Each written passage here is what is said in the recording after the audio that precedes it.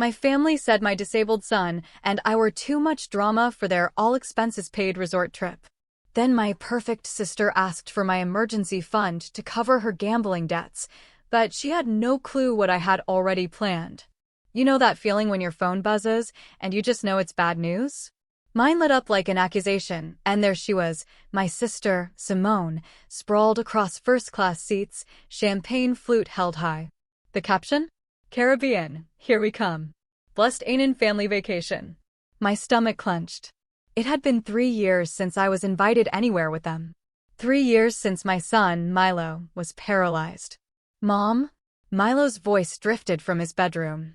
Can you help me with my shirt? I shoved my phone into my pocket, wheeled into his room, and found my 10-year-old wrestling with his school uniform. His wheelchair was perfectly positioned by the bed, just like we practiced. Got it, buddy. I helped him with the buttons. Remember occupational therapy at 4 today? He looked up, hopeful. Can we get ice cream after? I kissed his forehead. If you promise to do your stretches without complaining. My phone buzzed again.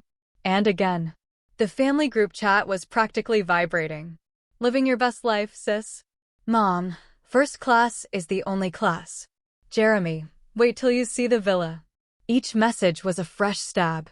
I opened my laptop, clicked on a folder labeled Chrono Evidence. Inside were hundreds of files, meticulously organized by date, videos, voice messages, medical bills, police reports. 2 years of careful documentation. Mom, Milo called again. You're doing that thing where you get quiet. I closed the laptop. Just thinking about work, honey. Let's get you to school. Our morning routine was clockwork, transfer to wheelchair, bathroom, breakfast, teeth, shoes. We'd mastered it like a dance, even if some days the music felt off-key. As I loaded Milo's wheelchair into our modified van, Mrs. Peterson from next door waved. Riley, did you see the news about that drunk driver getting 20 years? Justice served, right? My hands tightened on the wheelchair straps. Sometimes justice takes longer than we'd like. At Milo's school, I watched him will himself toward his friends. He was laughing, telling some joke that had them all giggling. My brave boy, who never complained about the life that was stolen from him. Then my phone rang. Simone's face filled the screen. Riley? Her voice cracked. I need you. I really messed up. My heart pounded. What's wrong? I can't tell Mom and Dad. They'll kill me. I need money. 10,000. Please. You're my only hope. I sat in the van, letting her sob. This was the same sister who stumbled behind the wheel that night, who let our parents cover it up, who never once visited Milo in the hospital. 10,000, I said, keeping my voice neutral. That's a lot of money, Simone. I know. But you got that inheritance from Aunt Martha, right? Please, Riley, I'm in trouble. Real trouble. Through the windshield, I watched Milo navigate the school's wheelchair ramp. The ramp our parents refused to help pay for. What kind of trouble? I asked. I can't say over the phone. Can we meet? Please, I'm desperate. I opened the Chrono Evidence folder on my phone, adding a voice memo. Simone call. Money request. April 15th. Where are you now? I asked. Aren't you boarding your flight? I had to stay behind. Jeremy doesn't know. Nobody knows, Riley. These people, they're dangerous. I need the money by tomorrow. My finger hovered over a document titled Casino Debts SF. I'd been building this case piece by piece, waiting for the right moment. Waiting for her to crack. Okay, I said softly. Let's meet. Tell me where. She named a coffee shop downtown, her voice thick with relief. Thank you, Riley. I knew I could count on you. You've always been the good one. I ended the call and opened my messages to Emerson, my private investigator. It's happening. She finally slipped. The response was immediate. The PI found something big. Come to the office ASAP. I started the van, glancing one last time at Milo through the school windows. He was showing his friends some new trick with his wheelchair, his smile bright enough to light up the room. My sister's Caribbean selfie still glowed on my phone. Such a perfect life. Such a perfect lie. I thought of the dash cam footage Emerson had mentioned last week, supposedly recovered from that night. The night Simone got behind the wheel, giggling while Jeremy egged her on. The night they left my son paralyzed and drove away. I typed one last message to my sister, of course I'll help. That's what family is for. Then I drove to meet Emerson, ready to start dismantling the house of cards my family built on my son's broken bones. Simone was already at the coffee shop when I arrived, her designer sunglasses hiding what I assumed were tears. She'd chosen a corner table, far from windows. Smart move for someone hiding from debt collectors. You look terrible, I said, sliding into the seat across from her. She pulled off her sunglasses, revealing mascara-stained cheeks. I haven't slept in 3 days. Tell me what's going on. I need you to promise you won't judge me. Her hands shook as she clutched her untouched latte. And you can't tell anyone, especially not Mom and Dad. Like how they didn't tell anyone about the accident? Her head snapped up. What's that supposed to mean? Nothing. Just tell me about the money. She leaned forward, her voice dropping to a whisper. I've been gambling online mostly. Started small, but then I found this exclusive site. High-stakes stuff. I was winning at first, Riley. God, I was winning so much until I wasn't. I borrowed money from people you don't want to borrow from. She grabbed my hand. They're threatening to tell Jeremy, to tell everyone. They'll hurt me, Riley, please. I extracted my hand from hers. How much do you really owe? 10,000 would cover the immediate total. Simone stared into her coffee. 150,000. I let that number hang between us. The same amount our parents offered me to sign that gag order after the accident. The money I'd refused. Does Jeremy know any of this? No. God, no. He thinks I'm at the resort with Mom and Dad. I told him I'd catch up tomorrow, that I had a charity event today. My phone buzzed. A text from Emerson. You need to see this footage. Now. I need time to think about this, I told Simone. The inheritance money isn't just sitting in my account. I don't have time. Her voice cracked. They want the first payment by midnight. Please, Riley, I've never needed anyone like I need you right now. I stood up. That's not true, Simone. You needed me the night you got behind the wheel drunk. You needed me when Milo was in surgery. You needed me every time you chose to look away. Her face went pale. Why are you bringing that up now? Because debts always come due. One way or another. I left her there, crying into her expensive latte, and drove straight to Emerson's office. She was waiting with Adam, my lawyer, both looking grim. Watch this, Emerson said, turning her monitor toward me. The grainy dashcam footage showed a familiar street. Simone stumbling out of the restaurant, Jeremy's arm around her waist, both laughing. I can totally drive. Simone's voice slurred but clear. Show them how it's done, babe. Jeremy pushing the keys into her hand. I gripped the desk as the footage continued, the swerving, the impact. Then Jeremy's voice, oh. Drive. Just drive. Adam paused the video. This was recovered from a rideshare driver's dash cam. He was parked across the street that night. Never came forward because your father's firm had connections to his employer.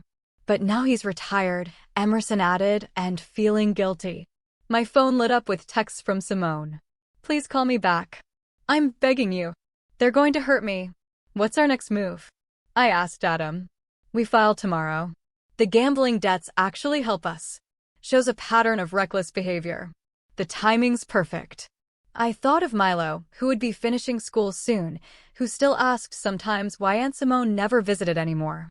Do it, I said. File everything. Emerson touched my arm. Are you sure? Once this starts.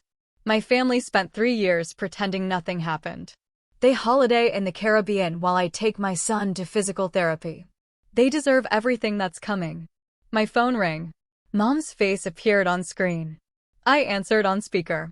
Riley, your sister is hysterical. What did you say to her? Nothing she didn't need to hear.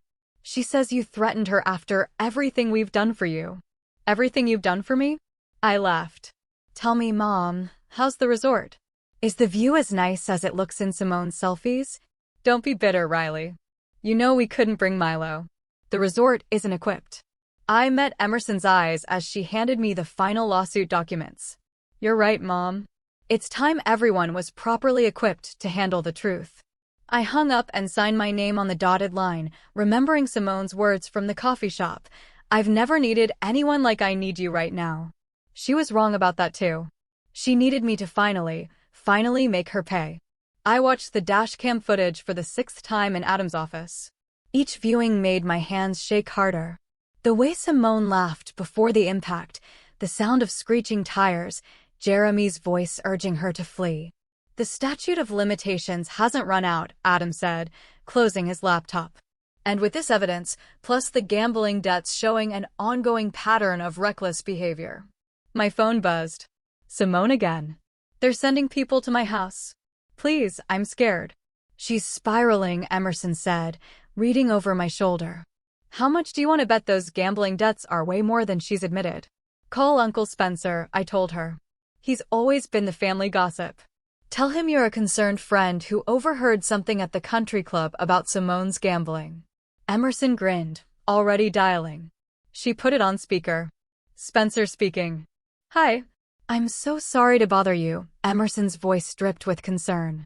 I'm a member at Rolling Hills, and I overheard something disturbing about your niece, Simone. About some dangerous people she's involved with. What kind of people? His interest was immediate. Oh, I shouldn't say more. I know how respected your family is. I'd hate for anything to damage that reputation. 20 minutes after hanging up, my father called. What's this about your sister gambling? His voice was tight with anger. Why don't you ask her? I kept my tone neutral. Oh, wait. She's supposed to be with you in the Caribbean. Don't get smart with me, Riley. If you know something, like how you knew something the night of Milo's accident. That kind of something. Silence crackled over the line. We did what was best for everyone, he finally said. The settlement. The hush money. You mean the money I refused? You're still angry, I understand that. But dragging up the past. The past? I laughed. Dad, I live the past every day. Every time I lift Milo into his wheelchair. Every time he asks why his legs won't work. Every time Simone posts another perfect Instagram photo pretending she's not a drunk driver who destroyed her nephew's life. That's enough, he barked. What do you want? I want justice. Justice? He scoffed. You want revenge, maybe. They're the same thing. Adam gestured at his watch. The court filing deadline was approaching. Dad, I said softly, remember when I was 7 and you taught me to swim? You said the trick was to not fight the water, to work with it until it carried you where you needed to go. What's your point? I'm not fighting anymore. I'm letting the truth carry us all where we need to go. I hung up as Emerson's computer pinged. An email from Palm's insurance company. Preliminary settlement offer. Personal injury claim. 7 figures. Adam whispered, scanning the document. They're scared. My phone exploded with texts from Simone. They're outside my house. Why aren't you answering? I'll tell everyone you abandoned me. You're just jealous of my life. I forwarded the texts to Adam, who added them to our evidence file. Each desperate message was another nail in her coffin. Mom's calling, I told them, showing the screen. Answer it, Adam advised. Record everything, Riley. Mom's voice was shrill. Your sister says you're threatening her, that you're trying to destroy the family. No, Mom. The family destroyed itself the night they left my son bleeding on the pavement. We paid for his medical bills. We tried to help. You tried to buy my silence. There's a difference. What do you want from us? She was crying now. Money? Is that it? Your father will write a check. I want Simone to say it. To admit what she did. To look Milo in the eye and tell him why she drove away. That would kill her career, her marriage, everything she's built. Everything she built on my son's broken bones. Silence. The lawsuit files in 30 minutes, I said. Maybe call your perfect daughter and tell her to prepare for some real consequences for once. I ended the call and looked at Adam. Do it. He pressed send on the court filing. Somewhere across town, my sister's phone would be lighting up with legal notifications. My parents would be getting frantic calls from their lawyers. Jeremy would be wondering why his wife never made it to the Caribbean. What now? Emerson asked. My phone buzzed one final time. A text from Simone. You were always jealous. Always the victim. I should have driven back and finished the job. I showed the message to Adam, who added it to our file. Now, I smiled. Now we watch it all burn. I might be able to help you, I told Simone over the phone. She'd been calling nonstop since the lawsuit notification, alternating between threats and desperate pleas. But I need to know exactly what kind of trouble you're in. I put her on speaker while Emerson recorded. You do that. Hope crept into her voice. After everything? Family is family, right? That's what Mom always says. God, Riley, thank you. I knew you'd understand. Tell me about the gambling. All of it. She hesitated. It's complicated. Try me. There's this site, playersparadise.com. Private tables, high stakes. I was winning at first, I swear. But then this guy, he said he could get me better odds if I played through his private server. And you believed him? He seemed legitimate. He had references other players. She paused. I lost. Big. Then he offered to let me play on credit. How much, Simone? 300,000. I let the number hang there. Twice what she'd admitted at the coffee shop. These people, she continued. They know where I live. They know about Jeremy, about Mom and Dad. One of them said they'd break my legs if I didn't pay. Like Mila's legs? What? Why would you? Her voice hardened. Is that what this is about? You're still obsessed with the accident. The hit and run, you mean? Stop it. I need help. And you're playing games. No games. Just truth. Finally. My other phone lit up. Jeremy calling. I switched lines. What the hell is going on? He demanded. I'm getting calls about a lawsuit. Ask your wife about the gambling debts. Ask her where she really is right now. What gambling? Simone's not at the resort. Check your joint accounts, Jeremy. Check them now. I heard typing. Then a sharp intake of breath. Oh my God. Oh my God. While you're at it, ask her about the dash cam footage from the night of the accident. The one where you told her to drive away from my son. The line went dead. Emerson's computer pinged. An email from a local news station requesting comment on the lawsuit. It was starting. My phone buzzed again. Simone. Jeremy's threatening divorce. You ruined everything. I texted back, no. You did that yourself. One bad choice at a time.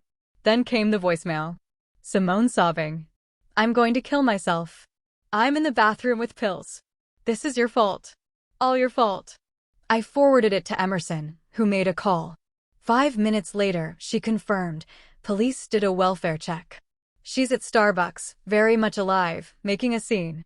Mom was next. Your sister is having a breakdown in public. Are you happy now?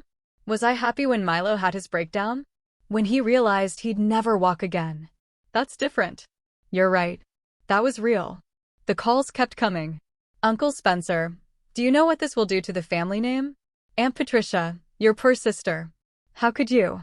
I blocked them all, one by one, like cutting dead branches from a dying tree. Adam called with updates. The lawsuit was gaining traction. Local news had picked up the story. Social media was buzzing. Then came Simone's Instagram post, a perfectly staged photo of pills scattered across a marble counter. Caption, goodbye cruel world. I'm sorry I wasn't perfect enough for some people. Comments flooded in, stay strong. We love you. Your sister is so toxic. I screenshot everything for the file. Emerson texted, check Twitter. Simone Fernandez was trending. Her followers were split, half supporting her victim narrative, half digging up old posts about her luxury lifestyle. Someone had found a video from 3 months ago, Simone, drunk at a charity gala, joking about, that time I totally crashed my car but daddy fixed it. The dominoes were falling. My phone lit up with an unknown number. Is this Riley? A man's voice, professional. I'm from TMZ. We'd like to talk about your sister's hit and run incident. No comment, I said, then paused. But you might want to look into playersparadise.com. Ask about their high roller tables. More calls. More messages. More chaos. Finally, a text from Jeremy. I checked the accounts. She emptied everything. Even Milo's trust fund. I smiled. We'd moved that money months ago, waiting for exactly this. Emerson brought me coffee as we watched Simone's carefully curated world implode in real time. You okay? She asked. I showed her my phone. A photo Milo had just sent from his school's science fair. He was beaming, proudly displaying his first-place ribbon. "I'm perfect," I said. "For the first time in years, everything's exactly how it should be." My phone buzzed one last time.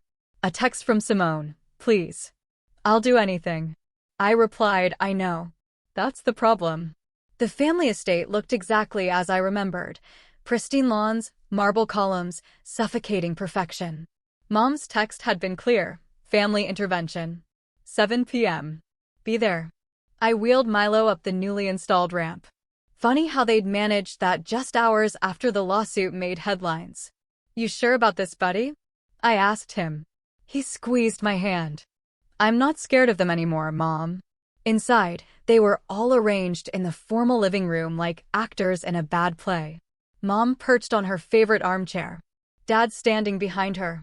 Jeremy slouched in a corner, avoiding everyone's eyes. And Simone, mascara-stained and trembling, sat in the center of the sofa. Riley, Mom stood. And Milo, we didn't expect. Didn't expect my son at a family meeting? Simone wouldn't look at Milo. She never did. "Please sit," Dad gestured. "We need to discuss this situation like adults." I positioned Milo's wheelchair next to me on the Persian rug that probably cost more than his last surgery. "Simone," Mom began, "we're here because we love you. Your gambling addiction." "Oh, now it's an addiction?" I interrupted. "Not just her being spirited or living life to the fullest, like when she drove drunk. That's not what this is about." Mom snapped. "It's exactly what this is about." I pulled out a manila envelope. "Everything's connected." Simone finally spoke, voice cracking. "What's in there?" "The truth. Every receipt, every text, every security camera footage from that night. The dash cam video of you laughing while you drove away from my son." "You're lying," she whispered.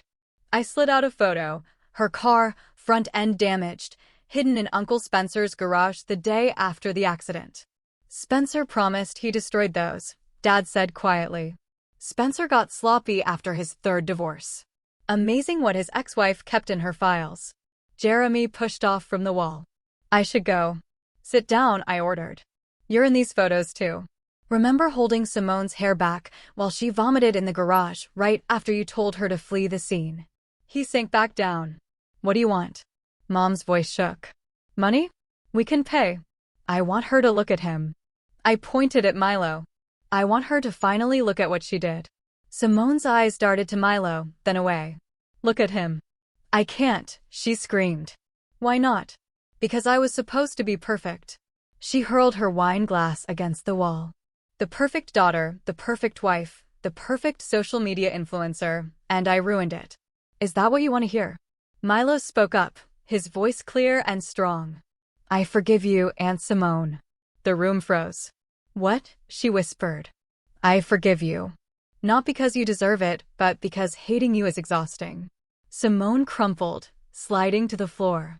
"I'm sorry. God, I'm so sorry." "Sorry doesn't fix his legs," I said, pulling out more documents. "But this might help others." Dad recognized the paperwork first. "You're not just suing us. You're going after the country club that served her alcohol, the valet who gave her keys back, our lawyer who covered it up. Everyone who helped hide the truth. Every single one." Mom lunged forward, hand raised to slap me. I caught her wrist. "Try it," I said softly. "Give me one more thing to add to the lawsuit." Jeremy's phone buzzed. He checked it, face paling. TMZ just ran the story with the dashcam footage. Simone screamed, scrambling for her phone. Her Instagram followers were already dropping by the thousands. "Your choice," I told them all. "We can settle this quietly, with a full confession, compensation for Milo's ongoing care, and a substantial donation to drunk driving prevention programs. Or what?" Dad demanded. "Or I let the media dig deeper. They're very interested in the family that covered up a hit and run. I hear Netflix is already calling about rights to the story." Mom collapsed into her chair. "You're destroying us." "No," Milo said. "You destroyed yourselves." Mom's just turning on the lights. I handed each of them a document. "Sign the settlement by midnight or tomorrow I give my first television interview." "You wouldn't," Simone breathed. I stood, gripping Milo's wheelchair handles. 3 years ago, I begged you to take responsibility. You chose image over truth. Now I choose justice over family. We turned to leave. Behind us, I heard papers rustling, Mom crying, Simone's broken whispers. At the door, Milo looked back. By the way, Aunt Simone, those casino guys you're scared of? Mom already reported them to the FBI. You're welcome. We left them there, surrounded by their shattered perfection, finally facing the truth they'd tried so hard to bury. My phone buzzed. Adam texting. TMZ story hitting 1M views. You ready for tomorrow? I looked at Milo, who smiled and nodded. Ready, I typed back. Time to tell our story. The morning after the intervention, my phone wouldn't stop buzzing. Justice for Milo was trending. Simone's Instagram followers had dropped by 500,000 overnight. 3 brands had already dropped her sponsorship deals. Mom, Milo called from the living room. We're on TV. The local news was running the dash cam footage on a loop. Simone stumbling to the car, Jeremy laughing, the impact, the escape. My phone rang. Jeremy. Make it stop, he pleaded. My company's board is meeting this afternoon. They're talking about moral character clauses in my contract. Karma's interesting, isn't it? I'll testify, he said quickly. Against Simone, about everything. The drinking, the cover-up, your father's bribes to the police. Send it in writing to Adam. Every detail. He hung up as another call came in. Simone's agent. Listen, she started, this could work for everyone. Simone does a tearful interview, admits her mistakes, starts a foundation for drunk driving victims. People love redemption stories. Oprah would, my son's paralysis isn't your client's redemption arc, think about it. I hung up. Emerson arrived with coffee and news. Your parents' country club suspended their membership. Your dad's law firm partners are calling an emergency meeting, and Simone's being dropped from the hospital charity board. My phone buzzed with a text from Mom. Your father's having chest pains. Are you happy now? I showed Emerson, who snorted. Classic manipulation. Wanna bet he's perfectly fine. Mom, Milo wheeled over. Someone's at the door. Through the window, I saw Simone standing on our porch. No makeup, wearing sweatpants. I'd never seen her like this. Stay here, I told Milo and opened the door. They're going to arrest me, she blurted out. The police reopened the case. Jeremy's talking to them. Good. Please, she grabbed my arm. I'll lose everything. Like Milo lost his ability to walk? I'll do anything. I'll confess. I'll pay whatever you want. You had 3 years to do that. She sank to her knees. They're saying I could get 5 years, actual prison. Me? The average sentence for hit and run with serious injury is 8 to 15 years, I said. Dad's legal connections got you a deal last time. Not anymore. Riley, please. We're sisters. We stopped being sisters the moment you drove away. My phone buzzed. Adam calling. I left her crying on the porch. The DA wants to meet, he said. They're considering criminal charges against your father too. Obstruction of justice. Witness tampering. Good. Riley. He hesitated. Your mother's doing an interview right now. Local news. It's not good. I switched on the TV. There was Mom, perfectly coiffed, tears strategically falling. My daughters were always so close, she was saying. But Riley, after the accident, she changed, became bitter, obsessed with revenge. We tried to help, offered money, but she wanted to destroy our family. Milo wheeled closer. Grandma's lying again. Yes, she is. Why do they keep lying? Because the truth hurts more than they can handle. My phone exploded with notifications. Mom's interview was backfiring spectacularly. Social media was shredding her, calling out her victim blaming and manipulation. Another text from Jeremy. Simone overdosed. She's at Memorial Hospital. Real or fake this time? Emerson asked, reading over my shoulder. I called the hospital. Hi, my sister Simone was supposedly brought in for an overdose. Oh, Mrs. Fernandez? She's in the cafeteria getting coffee. Would you like me to transfer you? I hung up. The doorbell rang again. This time it was Dad, looking aged and desperate. The firm voted, he said quietly. They're asking me to retire. 30 years of partnership. Actions have consequences. I was protecting our family. No. I showed him my phone, a photo of Milo in his hospital bed after the accident. You were protecting your reputation. There's a difference. He stared at the photo, finally seeing what he tried so hard to ignore. What do you want? He asked, defeated. I want you all to face what you did. Really face it. No more cover-ups, no more lies, no more perfect family facade. And then justice takes its course for all of you. He nodded slowly, turned to leave, then stopped. For what it's worth, I'm sorry. Not for protecting Simone, but for failing you. For failing Milo. I know, I said. But sorry isn't enough anymore. I closed the door and held Milo close, watching through the window as my father walked away, shoulders bent under the weight of consequences too long delayed. My phone buzzed one last time. The DA's office. Press conference tomorrow. Be ready. We were ready. We'd been ready for 3 years. The courthouse steps were packed with reporters. Milo gripped my hand as we made our way through the crowd, his wheelchair expertly handled by Emerson. Mrs. Fernandez, any comment on your sister's arrest? Is it true your father's firm covered up the accident? Adam met us at the entrance. Simone's inside. She took the plea deal. How long? I asked. 3 years with possibility of parole after 18 months, plus restitution. That's it. She agreed to testify against your father. The DA is more interested in the cover-up conspiracy than the original crime. Inside, the courtroom was standing room only. Simone sat at the defendant's table wearing a beige dress that probably cost more than my car. No makeup, no jewelry. Her lawyer had clearly coached her on appearing humble. Mom and Dad sat in the front row, both looking shell-shocked. Jeremy was nowhere to be seen. All rise. The judge entered, and the proceedings began. I squeezed Milo's shoulder as Simone approached the podium. Would you please state your name for the record? Simone Marie Fernandez. And you understand the terms of your plea agreement? Yes, Your Honor. Please tell the court in your own words what happened on the night of April 12th, 3 years ago. Simone gripped the podium. I was drinking at Lamion Restaurant, celebrating a new sponsorship deal. I had too much champagne. Jeremy and I were arguing about who should drive, and then I got behind the wheel. Jeremy was encouraging me, saying I was fine. We were both so stupid. She wiped her eyes. I didn't see the kid on his bike until it was too late. The kid has a name, I said loudly. The judge looked at me. Ma'am, please. His name is Milo, Simone continued, voice shaking. My nephew. I hit him and I drove away. Jeremy told me to keep driving. Said Dad would fix everything. And he did. They all did. They helped me hide what I'd done. The courtroom buzzed with whispers.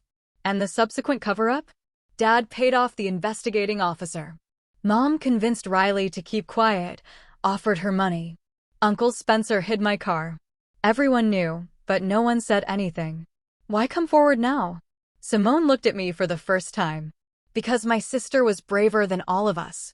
She refused to let us bury the truth. The judge reviewed the plea agreement. Ms. Fernandez, this court sentences you to 3 years in state prison, with eligibility for parole after 18 months. You will pay restitution of $2 million to the victim's family. Do you? Yes, Your Honor. Additionally, you will provide full testimony against all parties involved in the cover-up conspiracy. Failure to cooperate will void your plea agreement. 2 officers approached with handcuffs. Wait. Simone turned to us. Milo, I'm so sorry. Riley, take her into custody, the judge ordered. As they led Simone away, Mom stood up, screaming. This isn't justice. This is revenge. Mrs. Marshall, the judge warned, control yourself or be held in contempt.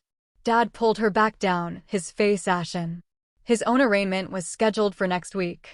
Outside, the media frenzy had doubled. Cameras flashed as Simone was led to a waiting police car. Riley. A reporter thrust a microphone at me. How do you feel about the sentence? I looked at Milo, who nodded. My son will never walk again. 3 years seems light. But this was never about punishment. It was about truth. No more lies. No more cover-ups. And your parents? Will you support their prosecution? Actions have consequences. even for the rich and powerful. Emerson helped us navigate through the crowd to our van. As we pulled away, I saw Mom crying on the courthouse steps, Dad trying to shield her from cameras. "Mom?" Milo asked quietly. "Are you okay?" I touched his cheek. "I'm perfect, buddy. How about ice cream? Can we get some for Aunt Simone? For when she's allowed visitors?" My throat tightened. "Yeah, we can do that." My phone buzzed. A text from Jeremy, turning myself in tomorrow. Milo deserves the whole truth. I'm sorry it took so long. Then from Dad, the firm's internal investigation found evidence of other cover-ups. I'm cooperating fully. You were right. It's time for truth. Emerson showed me her phone. Simone's perky social media empire had been replaced with a single post. 3 years ago, I made the worst mistake of my life. Then I made it worse by hiding it. To my nephew Milo, I'm finally facing what I did. I hope someday you can forgive me. To my sister Riley, thank you for being strong enough to break our family's cycle of lies. At the ice cream shop, Milo got chocolate with extra sprinkles. As he ate, a young mother approached our table. "Are you Riley? I saw you on the news. My brother was hit by a drunk driver last year. Thank you for fighting. Thank you for showing us that the truth matters."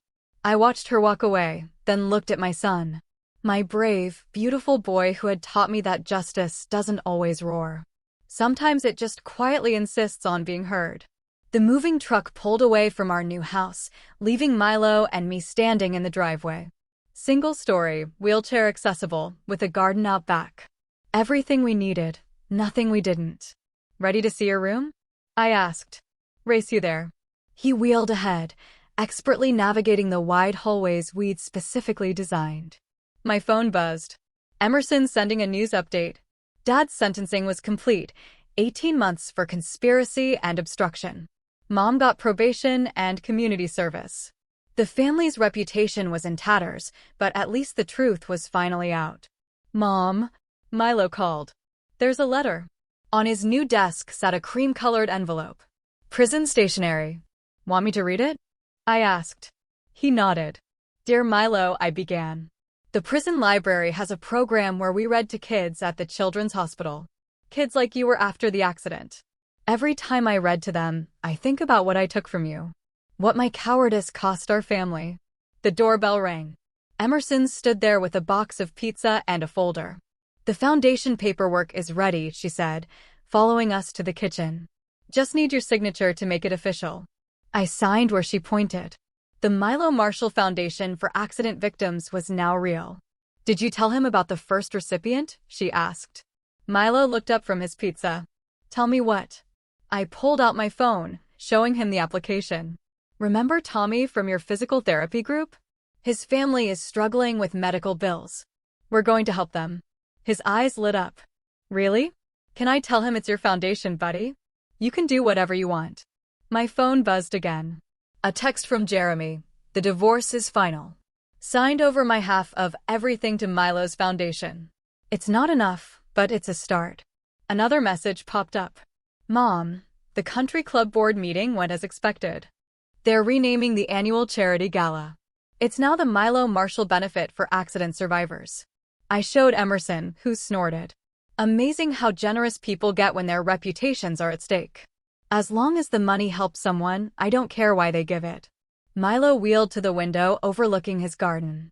"Can we plant those special flowers? The ones that bloom at night? Moonflowers." "Sure. Aunt Simone used to have those," he said quietly. "Remember, in her fancy garden?" I knelt beside his wheelchair. "Do you want to visit her?" He nodded. "She writes me every week. Her letters aren't fake anymore. They're real. Like this house," I said. "No more pretending. No more perfect facades." The doorbell rang again. This time it was Adam, carrying files. "Final paperwork from the civil suit," he said. "The insurance company paid out everything. Your parents' firm is settling, even the restaurant where Simone was drinking that night." "Good," I said. "It all goes to the foundation." "Mom," Milo called from his room. "Can you help me hang this?" He held up a framed photo. Our old family portrait from before the accident. Everyone smiling. "Perfect." "Fake. Are you sure that's the one you want?" He shook his head and pulled out another photo, him and me at his science fair. Both grinning real grins, his wheelchair visible and unashamed. "This is better," he said. "This is true." My phone lit up with a final text from Simone. "My cellmate's daughter is paralyzed. I'm teaching her mom about resources, support groups. Everything I should have learned from Milo. Thank you for making me face this, for making me better." I deleted the message without responding. Some bridges take longer to rebuild. "Hey, Mom," Milo called. "Can we order one of those special gaming chairs? The kind that lets me play basketball in virtual reality." "Already did. Should be here next week." He beamed. "Our new house is perfect." "Not perfect," I corrected. "Real. There's a difference." Emerson helped us unpack boxes while Adam sorted paperwork. Outside, the moving truck had left tracks in our new driveway. Marks that would fade with time, like all scars do. My phone buzzed one last time. A message from an unknown number. "Saw your story online. My brother's drunk driving case got buried by rich lawyers. Can you help?" I showed it to Adam, who nodded. "The Foundation's legal aid program starts next month." I typed back, "Yes. Truth matters. Justice matters. Let's talk." Milo wheeled over with his science homework. "Mom, will you help me with my project? It's about action and reaction. How everything we do has consequences." I hugged him close, breathing in the scent of his hair.